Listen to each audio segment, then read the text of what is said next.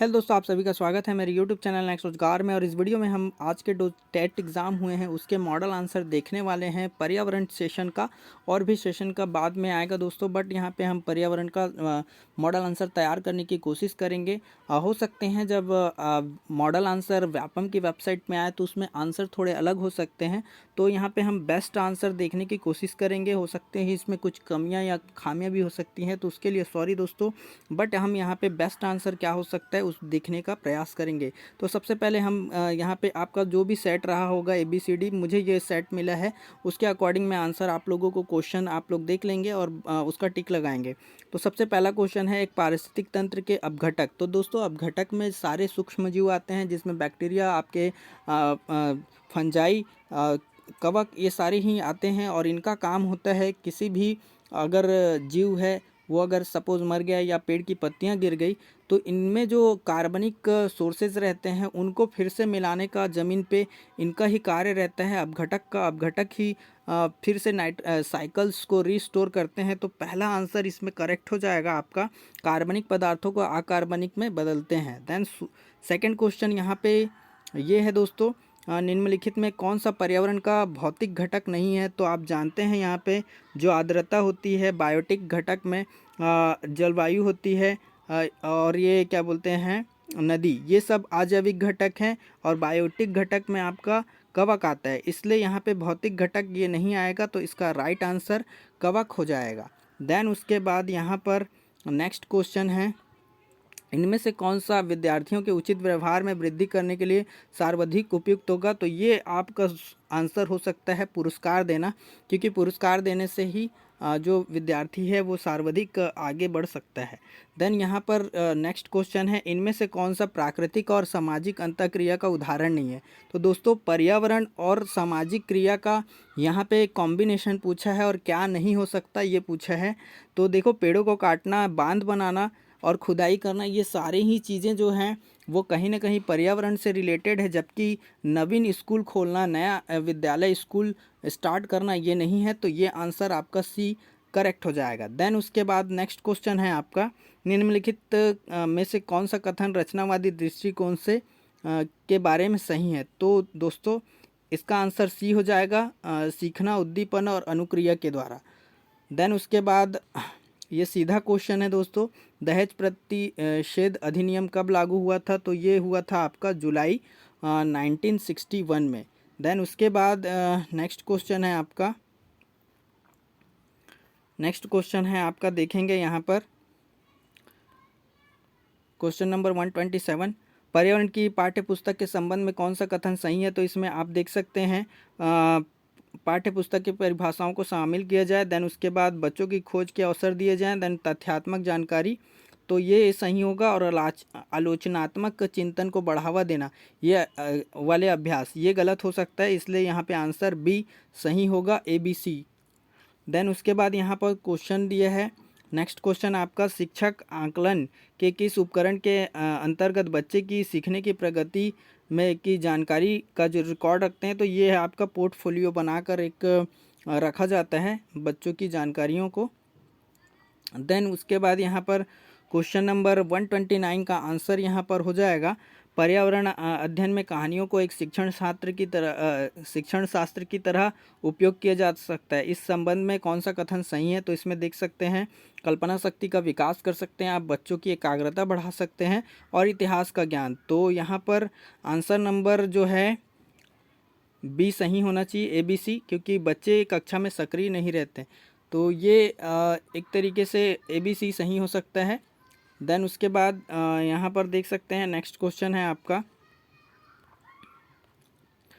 इनमें से कौन सा पर्यावरण अध्ययन में रचनात्मक आकलन है। तो दोस्तों यहाँ पर देख सकते हैं, जो रचनात्मक आकलन होगा वो बच्चों में क्रियाकलाप करवाना या अवलोकन दर्ज कराना, ये सही आंसर होगा। बाकी ये देख सकते हैं, पाठ में दिए गए प्रश्नों को हल कराना, तो इसमें कोई रचनात्मकता नहीं है, तो ये आंसर डी इसका राइट आंसर हो जाएगा। देन उसके बाद यहाँ पर देख सकते हैं आप, पर्यावरण अध्ययन की कक्षा में बच्चों में खुले हुए प्रश्न पूछने का मुख्य उद्देश्य क्या है। तो इसका ये है दोस्तों कि किस प्रकार से हम बोलने के स्किल को डेवलप कर सकते हैं, इसलिए क्वेश्चन पूछा जाता है और इसीलिए आंसर डी इसका करेक्ट हो जाएगा।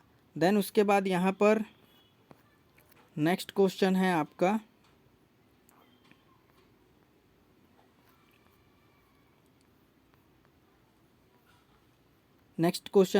यहाँ पर पृथ्वी अपने अक्ष पर एक घूर्णन कितने घंटे में पूरा करती है।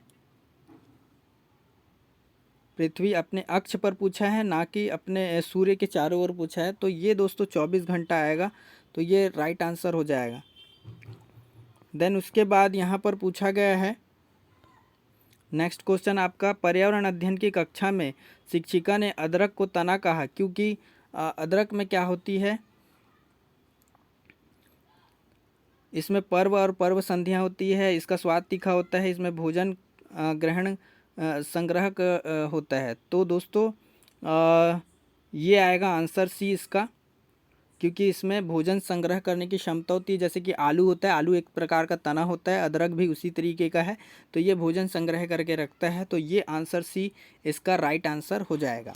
देन उसके बाद यहाँ पर देख सकते हैं प्राथमिक स्तर पर पर्यावरण अध्ययन में परिवार की महत्वपूर्ण भूमिका क्या है। तो आंसर नंबर सी इसका करेक्ट हो जाएगा। यह वास्तविक स्थितियों में सीखने के अवसर को उपलब्ध कराता है। देन उसके बाद यहाँ पर पूछा है भारत में लड़के और लड़कियों के विवाह के लिए जो उम्र है, तो ये देख सकते हैं आंसर नंबर बी करेक्ट हो जाएगा। देन उसके बाद यहाँ पर मच्छरों से होने वाले रोग, तो इसमें मलेरिया है, आपका डेंगू है, चिकनगुनिया है, ये सब आपके मच्छरों से फैलने वाले रोग हैं। जबकि छोटी माता, खसरा, पोलियो ये वायरस से होते हैं। जैसे पोलियो वायरस है आपका, और ये आपका टाइफाइड है, ये हैजा है, ये सब जीवाणुओं से होने वाले रोग हैं। जबकि बेरी रिकेट्स ये सब विटामिन की कमी से होने वाले रोग हैं। देन उसके बाद यहाँ पर नेक्स्ट क्वेश्चन है आपका 20 नंबर, इसमें खाद्य श्रृंखला में सही क्रम, तो ये देख सकते हैं सही क्रम ये है कि जो शाकाहारी जंतु हैं तो पहले घास है उसको खरगोश खाएगा, शेर खाएगा, ना कि घास को आपका सांप खाएगा डायरेक्टली। तो ये उत्पादक घास हो जाएगा, प्राथमिक उपभोक्ता आपके खरगोश, देन उसके बाद यहाँ पे शेर सर्वोच्च उपभोक्ता हो जाएगा। देन उसके बाद यहाँ पे नेक्स्ट क्वेश्चन है आपका, एक व्यक्ति के मसूड़ों से खून निकलता है, थकान होती है, तो ये रोग होता है स्कर्वी दोस्तों। जबकि रिकेट्स होता है सूखा रोग, और रतौंधी, बेरी इसमें नाइट ब्लाइंडनेस की समस्या होती है विटामिन ए की कमी से। जबकि ये बी की कमी से, और ये स्कर्वी, खून निकलना मसूड़ों में, ये सारा कुछ होता है आपके विटामिन सी की कमी से। देन उसके बाद यहाँ पर नेक्स्ट क्वेश्चन है आपका स्वास्थ्य, ये जो 2015 की जो एजुकेशन पॉलिसी है उसमें निम्नलिखित में से कौन सी अनुशंसा नहीं की गई है। तो स्वास्थ्य विषय पर्यावरण अध्ययन में शामिल होना।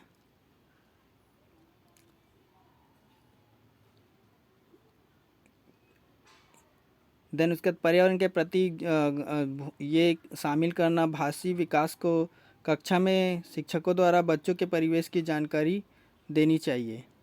तो स्वास्थ्य विषय ये आंसर सी करेक्ट हो जाएगा।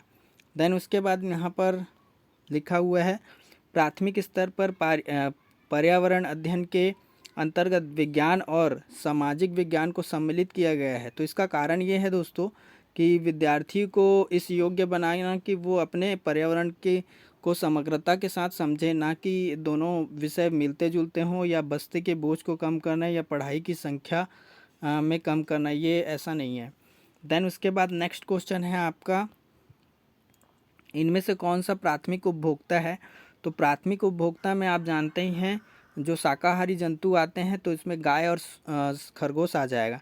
देन नेक्स्ट क्वेश्चन है आपका प्राथमिक स्तर पर मानचित्र सिखाने में किस कौशल का सबसे अधिक विकास होगा। तो ये होगा दोस्तों ना कि ये आपका होगा स्थान, दूरी और दिशा को समझने के लिए ये सारा कुछ बनाया जाता है मानचित्र, ना कि गणना और रेखा चित्र या मापन जैसे कौशल का विकास होगा। देन नेक्स्ट क्वेश्चन आपका है, रीमा आज पर्यावरण अध्ययन की कक्षा में जड़ विषय पर चर्चा करती है, तो वो कौन सी वस्तुएं लेकर जाएंगी। तो जड़ से संबंधित जो वस्तुएं हैं आप वो देख सकते हैं, यहाँ पे दिया हुआ है चुकंदर, आलू दे दिए है, तो ये तो तना है। देन इसके बाद यहाँ पर अदरक भी एक तरीके का तना है। तो सही आंसर मूली हो जाएगा, चुकंदर हो जाएगा और आपका गाजर हो जाएगा। देन उसके बाद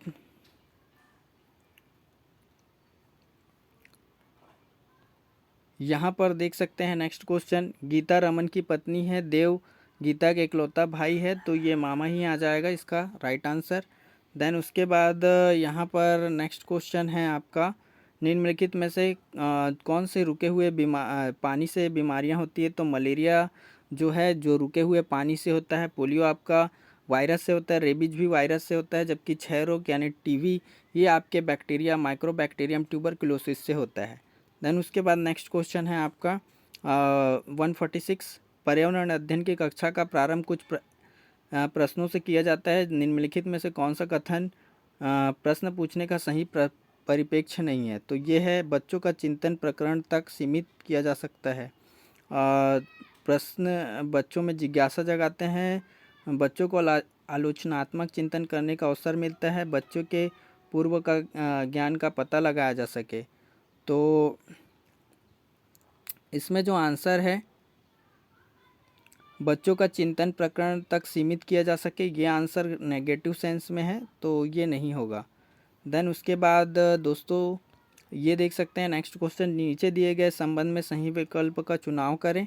तो कक्षा में बच्चों द्वारा की गई गलतियाँ ये सीखने में बाधा उत्पन्न करती है, ये बच्चों को समस्या का समाधान करने में सहायता करती है, ये जो बच्चों को कमज़ोर और प्रतिभाशाली वर्गों में बांटने का आधार देती है, और यह सीखने में कमजोरी की परिचारक है। तो दोस्तों ये आएगा, ये बच्चों की समस्या का समाधान करने में सहायता करती है, क्योंकि कक्षा में बच्चे द्वारा की गई गलती है तो उसको आप सुधार सकते हैं और बच्चों को भी अच्छे ढंग से पढ़ा सकते हैं। तो आंसर देख सकते हैं आप क्या होगा। देन उसके बाद वन के पारिस्थितिक तंत्र में कवक को क्यों समूह में रखा गया है? तो जानते हैं दोस्तों, जैसे कि जितने भी सूक्ष्म जीव होते हैं या आपके कवक होते हैं, ये सब के सब जो आते हैं वो आते हैं आपके अपघटक के अंतर्गत। तो वन हो या चाहे किसी भी क्षेत्र में हो, ये अपघटक के ही श्रेणी में आएंगे जितने कवक हैं। देन उसके बाद सजीवों में श्वसन में संबंधित अंग है, तो आप जानते हैं गलफड़े होते हैं जिससे मछलियाँ सांस लेती है, त्वचा होती है और फेफड़े, इनसे सांस लिया जाता है, ना कि वृक्क और छोटी आंत या यकृत से। देन उसके बाद यहाँ पे लास्ट क्वेश्चन आपका हो जाएगा,